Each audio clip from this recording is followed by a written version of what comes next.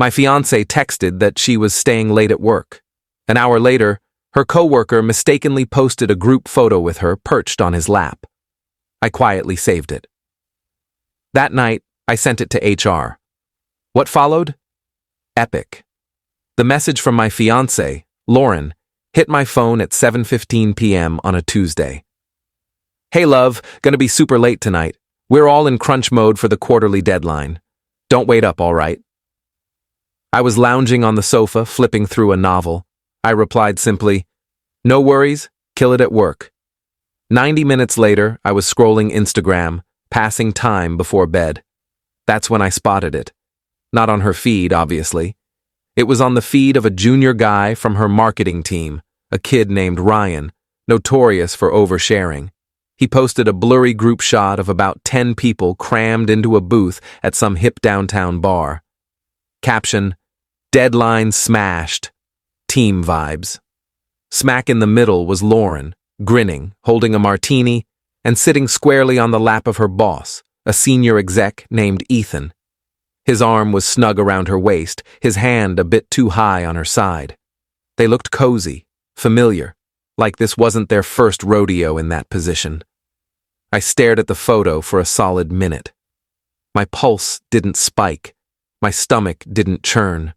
I felt an odd, almost tranquil clarity. The kind you get when a nagging case finally cracks with a single, airtight piece of evidence. The faint suspicions I'd harbored for months were now confirmed with a timestamp and a geotag. I didn't get mad. I didn't hurl my phone. I just pressed my thumb on the screen and saved the image to my gallery. Then I uploaded it to my secure cloud drive, then backed it up to an encrypted external drive. In my world, you always safeguard your proof. Lauren thought she was at a team party. She had no clue she was the target of a freshly opened internal investigation. And I was about to become the most relentless, meticulous lead investigator she'd ever face. Let's be crystal clear. I'm not a pushover. I'm not a doormat. I'm the senior director of corporate governance at a Fortune 500 tech firm. It's a job that sounds dull, and mostly it is. But my career hinges on one ironclad principle: rules matter. I'm the guy who drafts the code of conduct. I'm the guy who probes violations. And I'm the guy who recommends termination for those who think they're above the rules. My life is a stronghold of policies, processes, and the unshakable belief that actions have consequences. I met Lauren 2 years ago at a company networking event. We work for the same tech giant but in separate divisions. She's in marketing, the land of glitzy campaigns and dubious expense claims. I'm in governance, the department they murmur about in hushed tones. She was chaos. I was structure.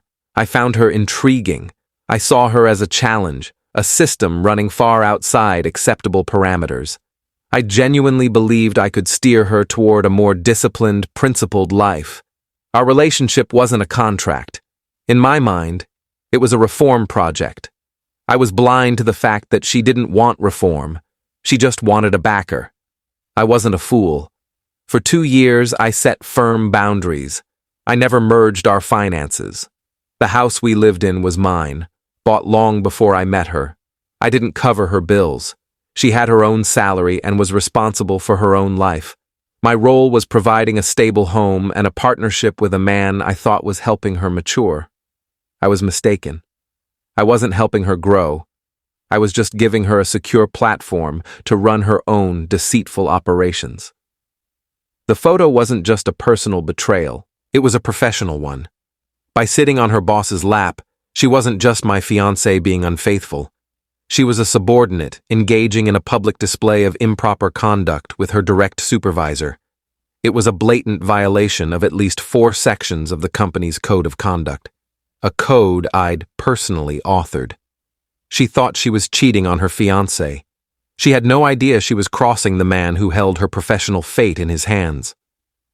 That night, after securing the evidence, I went to my home office. I created a new encrypted file on my server. I labeled it Case File L. Carter E. Hayes. Then I set up a fresh anonymous email address. From it, I drafted a formal ethics complaint. It was a masterpiece, cool, professional, and ruthlessly precise. It cited the exact policies breached: fraternization, conflict of interest, unprofessional behavior, and misuse of company resources. Since I was pretty sure this team celebration would end up on Ethan's expense report, I attached the photo as Exhibit A. Then I sent it straight to the one person at the company who'd take it more seriously than anyone, the head of human resources. The investigation was officially underway, and the suspects had no clue they were under scrutiny. Update 1. The morning after I filed the complaint was a study in calculated deception. Lauren came home around 2 a.m., reeking of booze and cheap perfume. She crept into the bedroom thinking I was asleep. I was wide awake, staring at the ceiling, mentally mapping out the next 20 steps. In the morning, she was slightly hungover, but her usual cheerful self. "God, last night was wild," she said, pouring coffee. "We were at the office till midnight. Ethan's such a taskmaster." I nodded, my face a portrait of mild, supportive concern. "Sounds rough," I said. "Make sure he treats you to a nice lunch for all that overtime." This was the heart of my plan: complete, unflinching normalcy. An investigation works best when the targets don't know they're being watched. I needed her to keep acting as usual. I needed her to keep slipping up. The HR department at our company is a precise, formidable machine. They don't mess around. I knew my anonymous complaint, with its clear photographic evidence, would spark an immediate, high-priority investigation. I also knew it would be handled discreetly at first. My role in governance gives me unique insight into the company's operations. I don't work directly with HR on these cases to avoid conflicts of interest, but I know their playbook. They'd start by quietly pulling records, emails, chat logs, expense reports, corporate travel records, even keycard scanner logs from the office.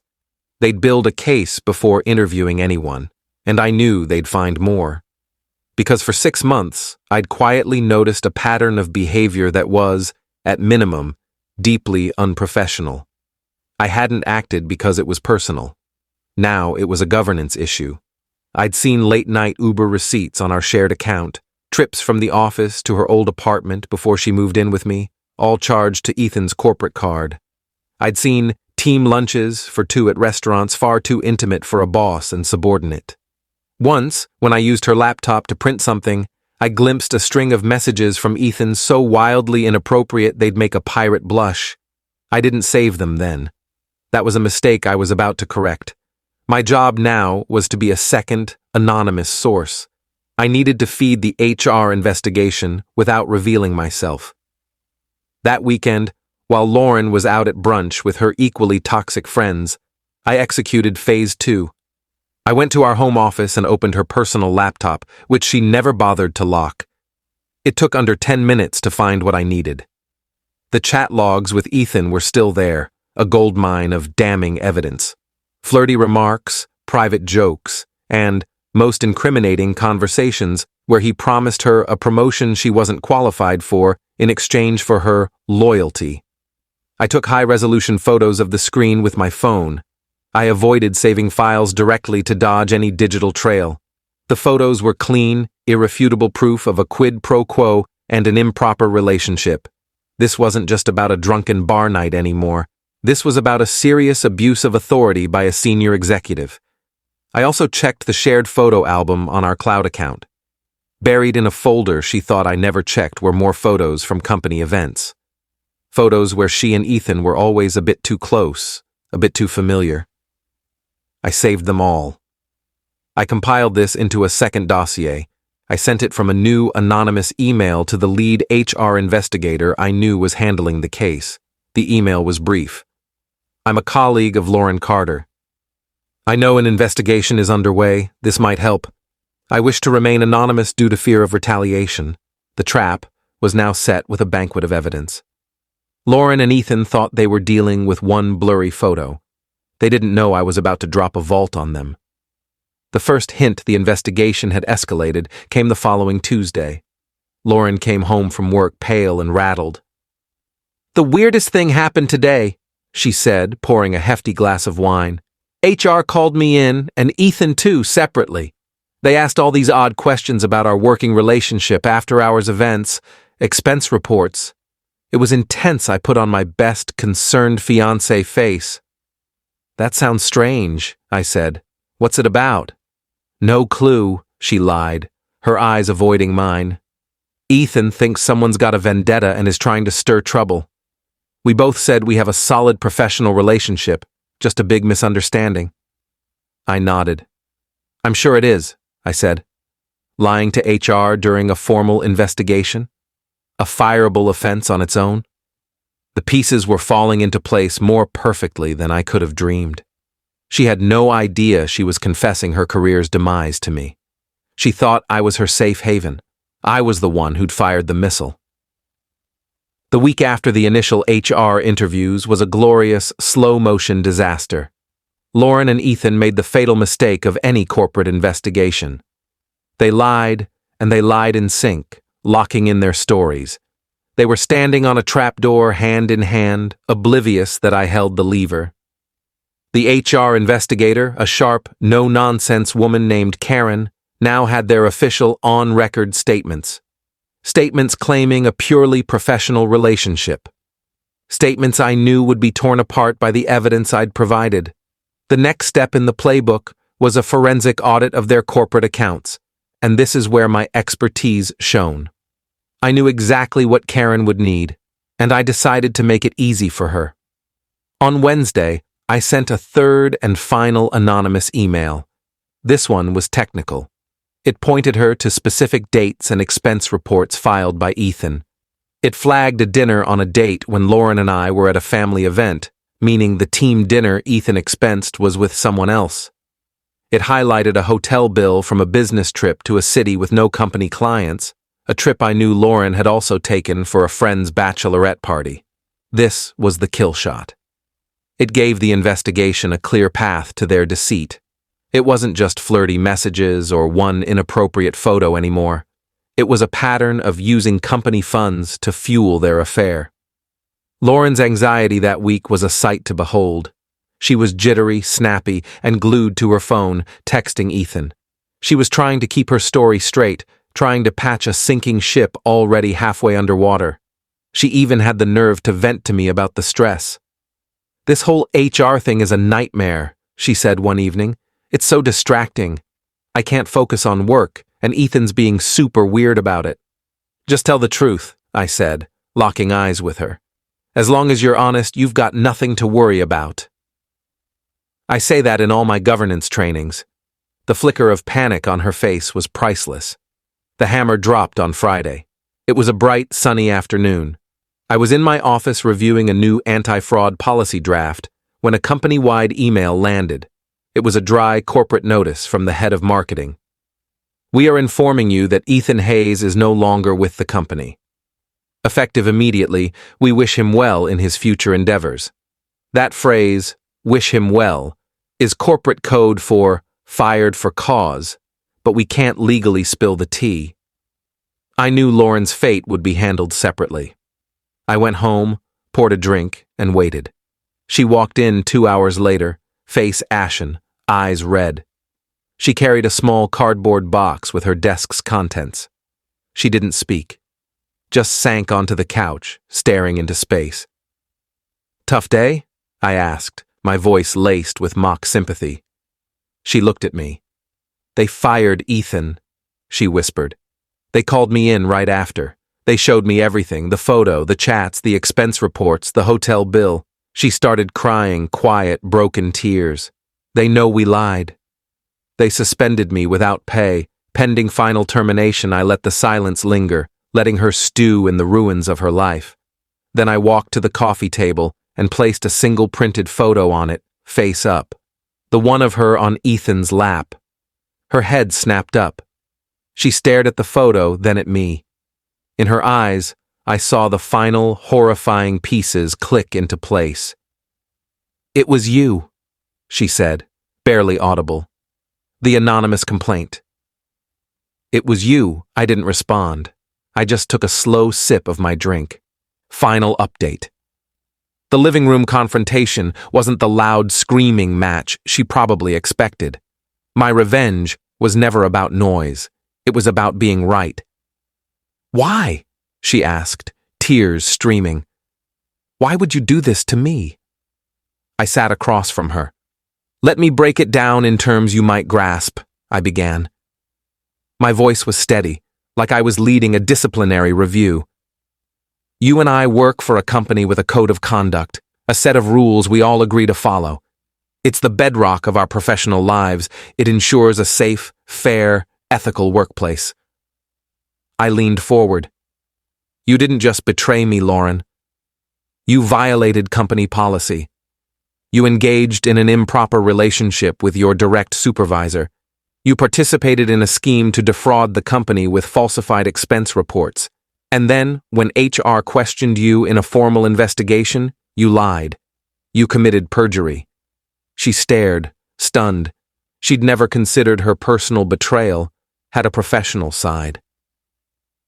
"I'm the senior director of corporate governance," I continued. "My entire job, my entire identity is built on upholding those rules. The rules you so carelessly broke. You mocked my job as boring, me as too strict. But that strictness, that commitment to the rules, is what keeps our company intact. It's what I believe in." "So when I saw that photo," I said, tapping the picture, "I didn't just see my fiancée on another man's lap. I saw a clear threat to the integrity of the system I'm sworn to protect. I saw a governance failure and I did my job. I reported it, as any employee is obligated to do. You destroyed my life over a rulebook," she sobbed. "No," I said, standing. "You destroyed your life because you lack integrity. You thought you could live without rules, without consequences. You thought you could have my stability at home while breaking the rules at work. You didn't realize that for a man like me, they're the same. My personal life and professional life follow the same code of conduct. You violated both. The consequences are just the system correcting itself." I walked to the front door and opened it. "Your employment here is done. Our engagement is done. Your stay in my house is done. I've packed a suitcase with a few days' worth of clothes. It's by the door. I'll have the rest of your stuff professionally packed and sent to your parents by week's end." "Where am I supposed to go?" she cried. "That's a logistical issue outside my department's scope," I said. "Goodbye, Lauren." I left her on the couch and took a long walk. When I returned 2 hours later, she and her suitcase were gone. It's been a month now. The company finalized her termination. Ethan, I hear, is unemployable in our field. The story of his firing for an affair with a subordinate and falsifying expenses has spread like wildfire. Lauren had to move back with her parents. No money, no job, and a reputation in shambles. My revenge wasn't a crime of passion. It was a governance audit. I took her flagrant disregard for our relationship's rules and held it against the cold, hard, unforgiving rules of the world she thought she could game. She was audited, and she failed. Spectacularly. She thought she was playing a game. She never realized I was the one who wrote the rulebook, and the house always wins.